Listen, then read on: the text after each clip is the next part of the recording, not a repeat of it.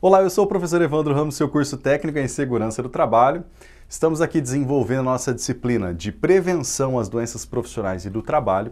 Nesta aula, nós vamos abordar o item 2 do seu material e vamos falar sobre a doença profissional. Lembrando que nas aulas anteriores, nós já trouxemos a legislação onde trata essa diferenciação sobre a doença profissional e a doença do trabalho. Na nossa prática profissional de saúde e segurança do trabalho, existe sim muita dúvida do que é do trabalho e do que é profissional. Por isso que nós temos essa diferenciação dentro da legislação. Porém, outras legislações também ainda trazem misturadas, juntas, esses tipos de conceitos e até mesmo exemplos de algumas doenças desenvolvidas por alguns agentes no ambiente de trabalho.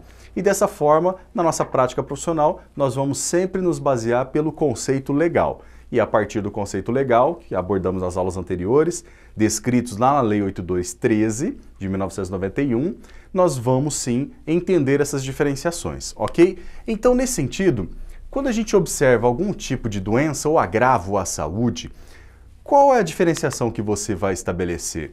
Entendendo os conceitos, nesse tipo de situação, um trabalhador que trabalha, executa tarefas desenvolvendo transporte manual de cargas e desenvolve uma lombalgia, desenvolve uma dor lombar, desenvolve uma doença osteomuscular, desenvolve um agravo osteomuscular.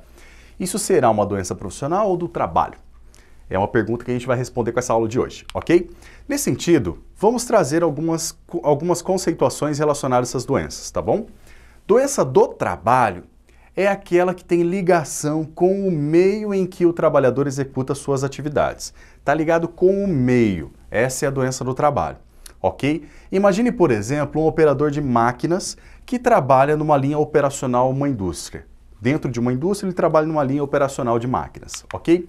Se esse trabalhador executa suas tarefas em um local onde haja muito barulho, muito ruído, que é um agente físico, que é um agente ambiental, é importante que a gente entenda então que por conta dessa exposição a ruído intenso e de alta gramatura, digamos assim, ele tem a possibilidade de desenvolver uma perda auditiva. E desenvolvendo uma perda auditiva, ele terá uma doença do trabalho, porque, literalmente, a atividade dele em si talvez não tenha ruído, mas ele está num ambiente que outra atividade, que uma máquina que esteja ali fazendo outras tarefas tenha esse agente ruído. Entendeu essa diferenciação em relação à doença do trabalho? A doença do trabalho, então, ela pode ser desenvolvida ligada a algumas questões de impactos ou fatores geradores que estão no meio ambiente de trabalho.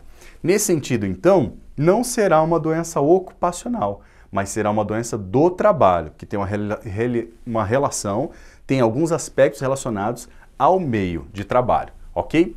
E as doenças do trabalho em si, elas ainda podem ser classificadas em 3 categorias. Categorias das doenças do trabalho de origem físicas, então patologias causadas por exposições a fatores como calor, frio, ruído, radiação, por exemplo, então de origem dos agentes ambientais físicos, origem dos agentes químicos, como patologias causadas por exposição aos produtos químicos, como tintas, solventes de maneira em geral, produtos tóxicos, agrotóxicos, fitossanitários, por exemplo. E ainda nós temos um outro tipo de situação que são os tipos de exposição a agentes biológicos. Então, doenças causadas quando houver a exposição a agentes biológicos, como bactérias, vírus, atividades do trabalho. Então, o meio ambiente favorece literalmente esse contato. Exemplo, trabalhadores que trabalham em esgoto, fazendo limpeza, fazendo manutenção, por exemplo, de esgoto, que já exista, ok? E aí, nesse sentido, é claro, por conta do meio em que ele está envolvido, pode existir, então, uma doença do trabalho, ok? E a doença profissional, professor? Fazendo esse balizamento dos dois pesos, do trabalho e a profissional. A doença profissional, ela está relacionada diretamente com a atividade que esse profissional está exercendo. Então é diretamente com a atividade que ele está exercendo, não é com o meio. Quando for o meio, do trabalho. Quando for especificamente da atividade profissional, ok? E nesse caso, então, vamos imaginar um operador, por exemplo, no exemplo anterior, mas que ele esteja desenvolvendo a atividade de solda, ele é um soldador. Então, nesse sentido, se a gente parar para analisar o histórico de trabalho dele, esse profissional pode desenvolver, por exemplo, uma catarata ao longo da vida por conta da exposição aos agentes químicos sendo liberados ali. Dessa forma, essa catarata poderá ser considerada como uma doença profissional, por conta do risco e das exposições que a atividade inerente dele, que ele desenvolveu ao longo da vida, literalmente fez com que ele desenvolvesse uma catarata.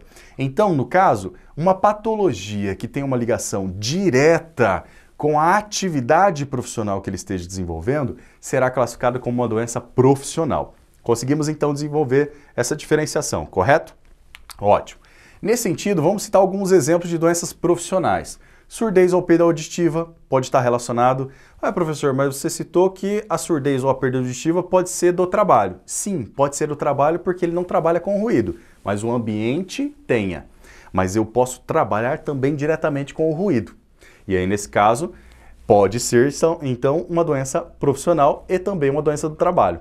Conseguiu entender essas duas vertentes? Ótimo. Outro tipo de questão é a cegueira, a perda da visão, que também pode acontecer e será caracterizada como uma doença do trabalho. A LER, ou lesão de esforço repetitivo, os distúrbios osteomusculares relacionados ao trabalho, as DORTs. Nós temos também depressão relacionada ao trabalho, então pode ser então caracterizada como uma doença do trabalho. As doenças causadas por vírus ou bactérias, quando contarem literalmente com exposição em locais insalubres, podem também ser caracterizadas como doença do trabalho. Nesse sentido, então, existe uma listagem de doenças e agravos e também de agentes que podem potencializar o desenvolvimento de doenças tanto do trabalho quanto profissionais, que faz parte do anexo 2 do Decreto 3048 de 1999, ok? É importante que a gente entenda que esse decreto ele vai facilitar muitas outras questões do nosso embasamento para caracterizar se existe nexo ou não, ok? Nesse sentido, vamos voltar àquela figura inicial. Nesse tipo de caracterização, nós temos aqui um trabalhador que sim trabalha com movimentação manual de cargas diariamente, ok? Ligado a questões ergonômicas, mas ele também faz essa movimentação de carga que faz parte da atividade que ele executa. Se faz parte da atividade que ele executa, qual será realmente a caracterização se ele desenvolver um distúrbio osteomuscular? Será do trabalho ou profissional? Ok? Como já vimos nos slides anteriores e você já conseguiu diferenciar, é claro que do trabalho será algo que esteja relacionado ao meio e profissional será algo que estará inerente à atividade. Então, nesse caso, ele sim terá provavelmente uma caracterização por nexo causal ligado a uma doença profissional, ok? Osteomuscular. Nessa aula, então, nós vimos o item 2 do seu material e abordamos sobre a doença profissional. E também colocamos algumas comparações e a diferenciação dos conceitos em relação à doença do trabalho e à doença profissional. Obrigado pela sua atenção e eu aguardo você na próxima aula.